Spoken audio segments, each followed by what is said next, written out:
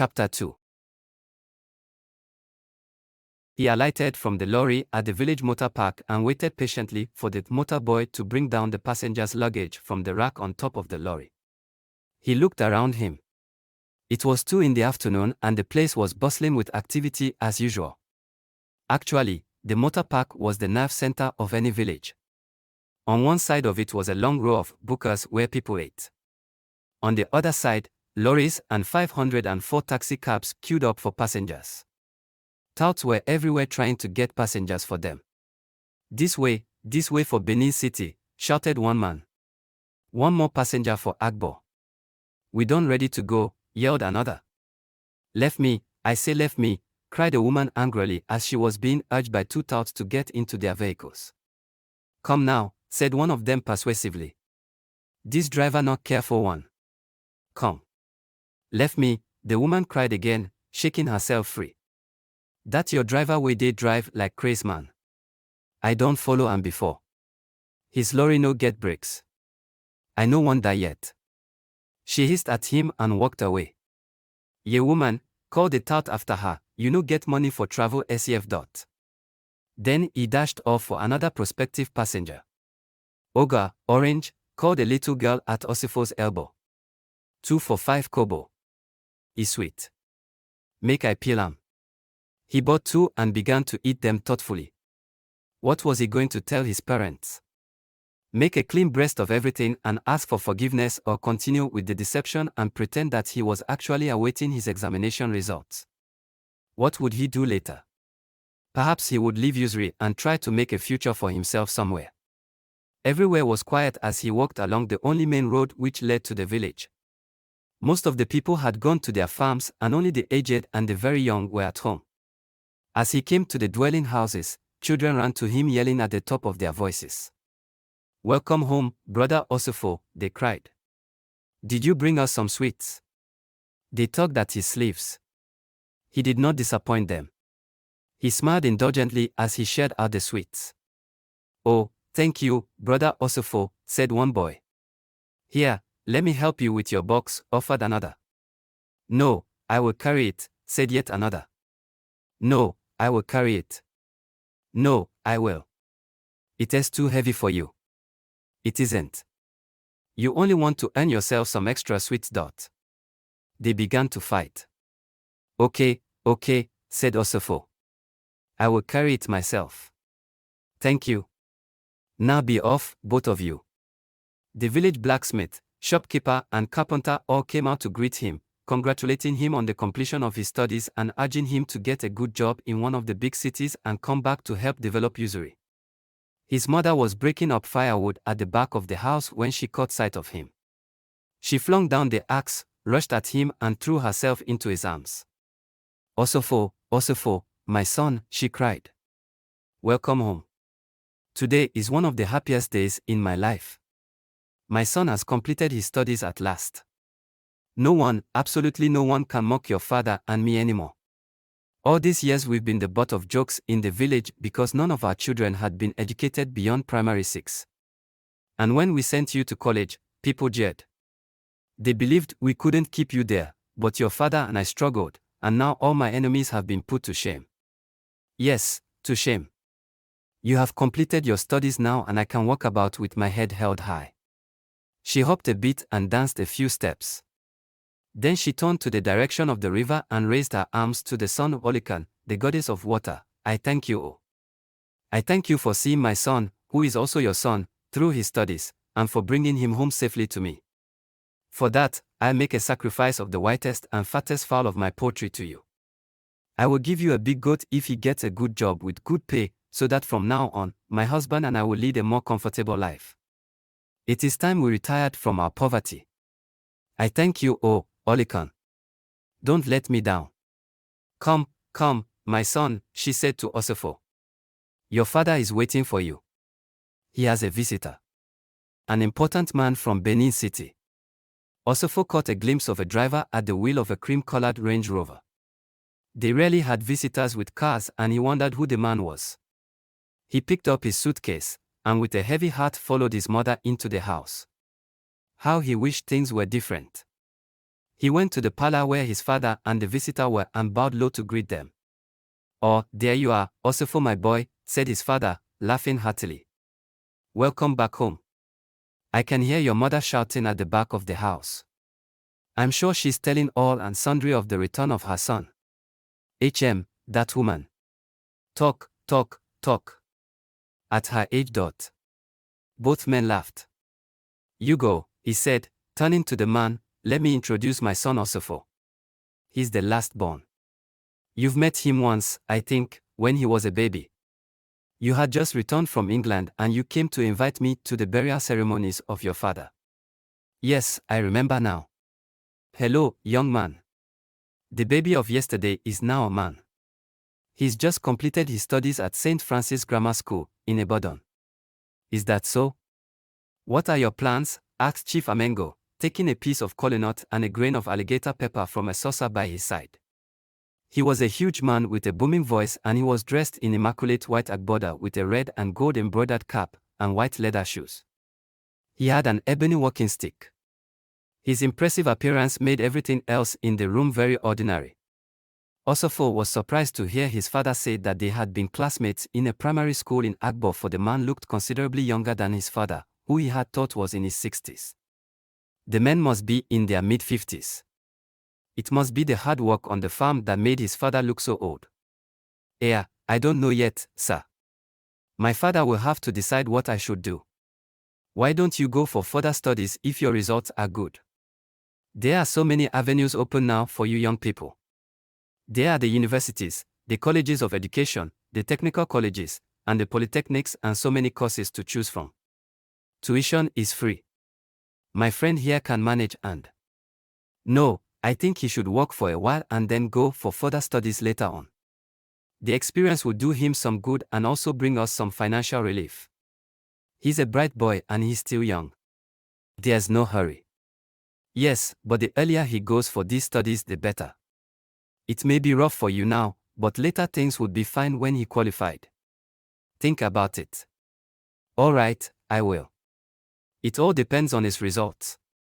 Look, Osifo, come and see me when your results are out. I'll see what I can do for you. Here's my card." "Oh, thank you, sir. Thank you." "Yes, there's nothing like a good education," said Mr. Egie. "Look at you, Hugo. A prominent lawyer turned politician. If I had paid more attention to my studies in those days instead of thinking that hard work on the farm was all that mattered, things would be different today. But farmers are important and there are rich ones." "Yes, but not our type. We always have poor youths." Chief Amerigo refrained from telling his friend that he had remained poor because he had not been adventurous enough to experiment in modern farming. Mr. Egie shunned fertilizers and the like and stuck to the old method, which was backbreaking and frustrating, particularly now that the same soil had to be farmed over and over again due to shortage of land. He also refused to take a bank loan for expansion despite government propaganda about easy term loans for farmers. Debt of any sort scared him, he claimed. "Well, I must be on my way. I still have to call on some people here before I go back. Emma, you won't forget what we discussed, will you? You'll help me with my campaign. The people here do not like my party, but you're quite popular with the elders. I'm relying on you to use your influence to help get us some votes. I've told you I don't want to get involved in politics. Why not? As a responsible adult, Emma, you should be interested in the running of your country. My party is the best. It is the only one that can save the country from imperialism, feudalism, and all the other isms that are bad." Ha, ha, ha. Ha. Hugo, you and your big words. 3 months soon sped by and the results for the West African School Certificate examinations were out. Some schools had theirs published in the papers. Mr. Egie became particularly anxious when Fred, the shopkeeper's son, came to announce to Osifo that he had passed in grade 1. He brought along his result sheet. Osifo had grown lean and gaunt. His father could not understand why he had not heard from his school. After all, there had been no rumors about an examination leakage there. He decided that Osifo should travel to Benin City to see Chief Amerigo, who had a son who worked for the West African Examination Council, the examining body. It was at this stage that Osifo threw himself on the ground and confessed to his father that he had dropped out of school 2.5 years before. He omitted the detail about Madam Adoni. His father was stunned. He sat for a long while in silence. It was the deception that hurt most. His own son, coming home on holiday, collecting money for his school fees, and then going back to Ibadan to lead an idle life while he and his wife worked their fingers to the bone to get enough money to keep body and soul together. There was no help from any other source. His eldest son, Ifani, was a struggling trader in Agbo, and his 2 married daughters who lived in Asaba with their families had their own responsibilities. He gave a bitter laugh. To think that any child of his would be stupid enough to believe in money doublers. What his grandmother used to say was true, that it is the son of the poor man who is foolish with money. Could it be a sort of punishment from God for something he or his wife had done wrong? He looked at his son who was still kneeling in front of him, with his head bowed. The boy looked so miserable that he found it difficult to get angry with him. What agony he must have been through all these months. Besides, he had been a loving and obedient child in the past and had not given the family any anxiety. Get up, Osifo. I'm prepared to forgive what you've done. I cannot pretend that I'm not deeply hurt and disappointed, but what has happened has happened. You're forgiven, but you must promise that you will always tell the truth, no matter how bitter, in things that matter. Thank you, Papa, I promise, he said. Now, not a word of this to your mother. She wouldn't understand what had happened. We'll have to think carefully now of your future. What do you think you're capable of doing? You're 18 and must have some idea of what you'd like to do. I'd very much like to finish my interrupted education, Papa. Make a fresh start, but at the same time, I realized that you and Mama are not getting any younger, so I think I'll work first and study later. Well, if... Don't worry, Papa, I think you've made enough sacrifices for me already. Let me try to find my own feet. I know now how foolish I've been, but I've suffered too. You cannot imagine the agony I went through while deceiving you both. Oh, my son. Well, never mind, so long as you're quite sure you've learnt your lesson, things will work out fine. I have, Papa. We'll have to enlist the help of Chief Amerigo. He's an influential man in Bendo State and he'll have no difficulty in getting you a job. The only snag is that I now have to help him with that damned campaign of his. His party is not popular here.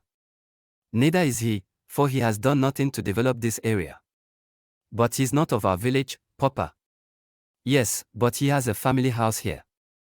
His father was the catechist here for a long time and he spent most of his childhood here. Youth, his village, is only about 50 kilometers from Usuri, and what has he done there? Nothing. They have no electricity and no pipe-borne water like us. For years he neglected this area and has only just begun visiting frequently because he wants votes. I was told that he's rebuilding his crumbling family house. He's selfish and a snob. He has over 12 lovely houses in Benin City, Agbo, Onitsha, and Lagos, yet his children have never been to his village. The only good thing he has done was to establish a palm produce processing factory in Youth, and this was at my insistence, when he told me a few years ago that he was going into politics. There's high unemployment here and most of our young men leave for the cities to seek their fortune, but once there, they forget all about developing their villages. The good ones visit once in a while or send money to their families. It is sad. The siting of industries here will partially help to stem the outflow of these young people. However, I do my best to help Chief Amerigo. If you really don't want to help him, Papa, don't. I'll get a job somehow. I could go to Ifani in Agbo or my sisters in Asaba. I get fixed up. No, go to Chief Amerigo. He's in a better position to help you. Although thrilled at the prospect of going to see a big man about a job, Osifo was a bit apprehensive about having to tell him that he had failed his examinations, as his father had told him to. He went past Chief Amerigo's house several times before he plucked up the courage to go in. He went to the section marked chambers where a receptionist told him to wait while she announced him. He was then shown into a very large room where about 10 people, mostly men, were waiting at one end. The chief was sitting at a large table at the other end and was listening with rapt attention to the man in front of him. He waved Osifo to a chair. "Nice to see you again, Osifo," he boomed. "Please take a seat. How are your parents? How did you fare in your examinations?" Osifo mumbled something noncommittal in reply. "I'll see you in a minute. These are people from my constituency, who have come to see me about one problem or the other," he said, smiling expansively. "As a politician, I'm servant to all. Some of the people shuffled their feet and smiled. Osifo looked round the room. It had a wall-to-wall grey carpet and deep armchairs. A large refrigerator stood in a corner and 2 air conditioners hummed away. The place was comfortable but was in no way as posh as Madame Adoni's office. From their clothes he could tell that most of the people were laborers or farmers. He could recognize 2 from his village. They looked tense and worried. Some had come to see Chief Amerigo about jobs, others about cases pending in the courts. They waited patiently. Chief Amerigo devoted Friday afternoon and the greater part of Saturday to seeing people from his constituency. Of course, he had not always been as genial as this. He was a self-made man who had worked hard all his life, and having established himself as a well-known lawyer and businessman, his dearest wish now was to be elected a member of the National House of Assembly. It would be good for business and prestige. He had been an active member of the Common Man's Party of Nigeria for several years, and he contributed huge sums of money to party funds. He did not, however, make the plight of the common man his business, as borne out by the fact that his workers were amongst the lowest paid in the country. "Resign if you like," he would tell his discontented staff, who were not allowed to form a union. "The government didn't set up this factory for me, so they cannot tell me what to pay you," he added when someone pointed out that their wages were below the minimum recommended by the federal government. At the moment, however, he was trying to be nice to everyone. At last, it was Osifo's turn to see the chief. "Oh, here you are at last," he said amiably. "I'm sorry it took so long. Now, what can I do for you?" "I'm sorry to bother you, sir. My father said I should see you about a job." "Or, you've decided to work first before going for further studies?" "Yes, sir." "What can you do?" "I really cannot say, sir, but I'll try anything." "Well, I have a place for an assistant supervisor in my factory in Youth. Would you like such a job?" "Oh, yes, sir. I'll try it." "You wouldn't mind living in a small village?" "I don't think so." "Good, that's settled. But I demand hard work, and," here he lowered his voice, "while there, you'll be my eyes and ears. I don't trust the supervisor, but I can't sack him. At least not yet.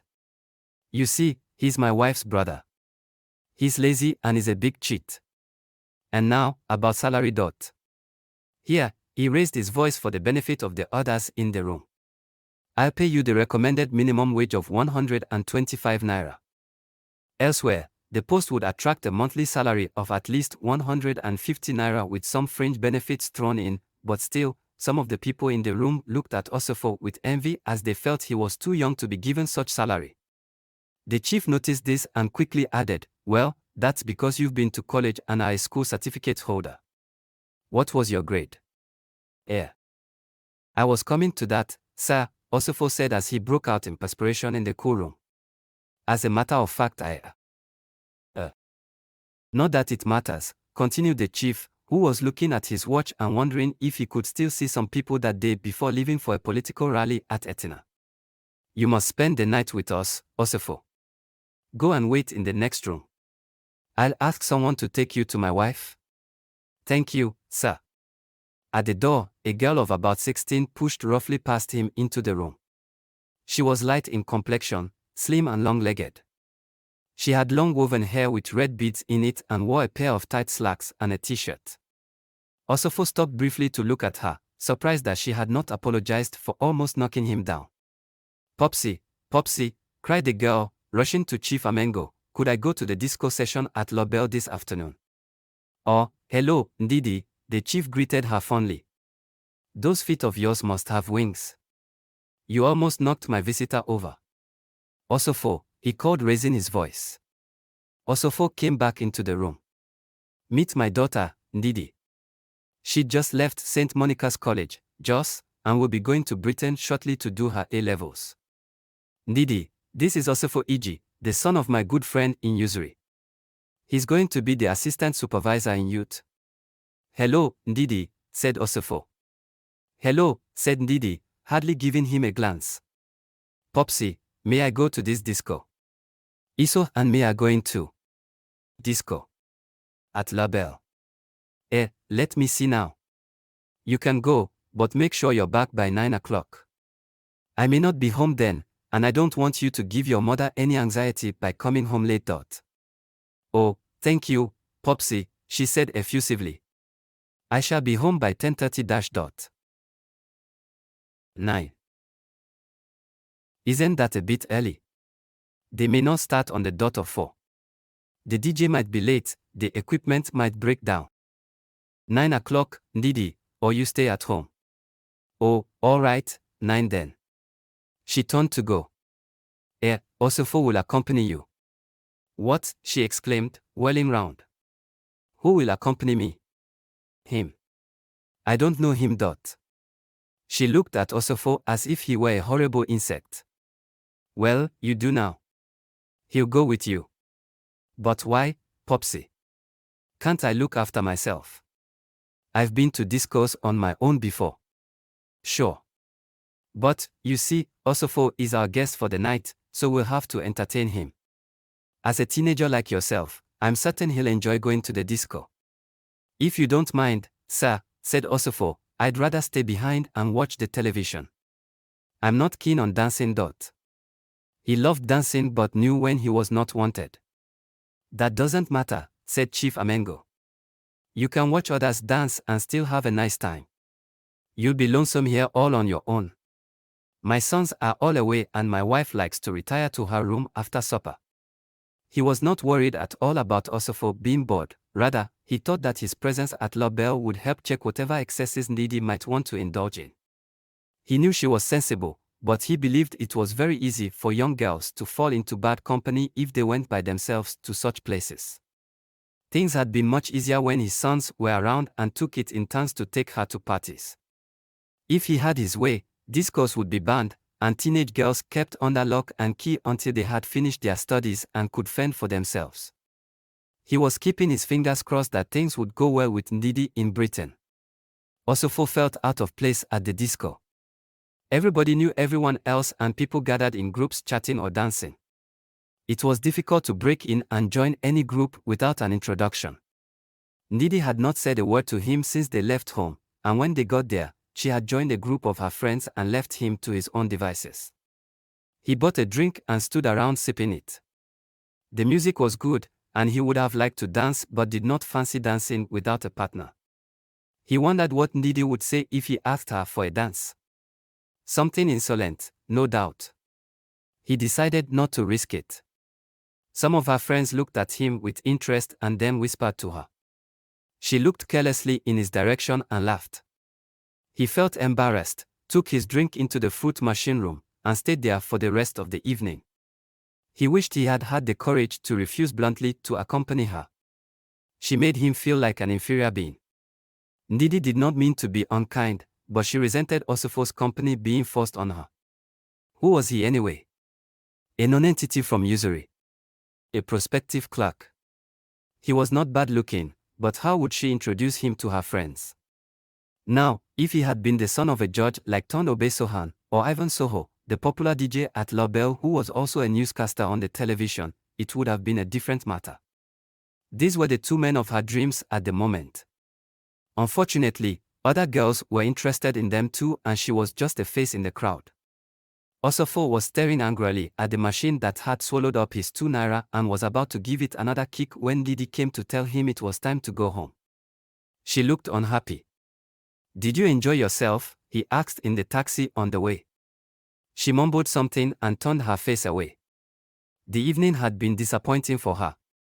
Ton had turned up with a girl who had stuck to him like a leech all evening, and Ivan had not looked even once in her direction despite the fact that she had joined a group of girls who had surrounded him and had talked louder than anyone else. A week later, Osifo started his new job. Chief Amerigo had taken him down to youth in his car and had watched with delight the look of murder on the supervisor's face when he was presented with an assistant out of the blue. Osifo was given a room in the staff quarters near the factory, and he tried as hard as he could to settle down. It was not easy. Mr. Atelo, the supervisor, did not want an assistant, and he decided that he would make the job so unbearable for the young man that he would leave of his own volition. He therefore spread the news around that Osifo was the chief spy, so most of the workers were hostile to the boy right from the start. Stealing was a widespread practice in the factory, and there was hardly any camouflage. Tins of palm oil and coconut oil were openly carried away by the workers and their families. Sometimes a daring one would even invite his customers to come and buy from him at the factory. The supervisor never stole any of the products, and he was usually elsewhere while his workers did, but at the end of each week he was given a fixed sum of money by each worker. He recorded only 3/4, and sometimes only half of the daily production.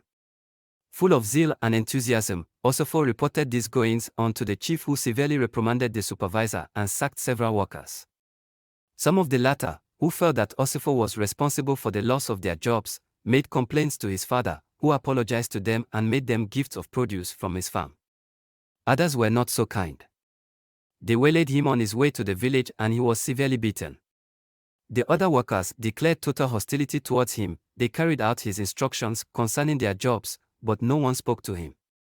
When snakes began to appear in all the nooks and corners of his room, he moved out of the staff quarters to live with his brother Ifani in Agbo and commuted to work on the latter's battered bicycle.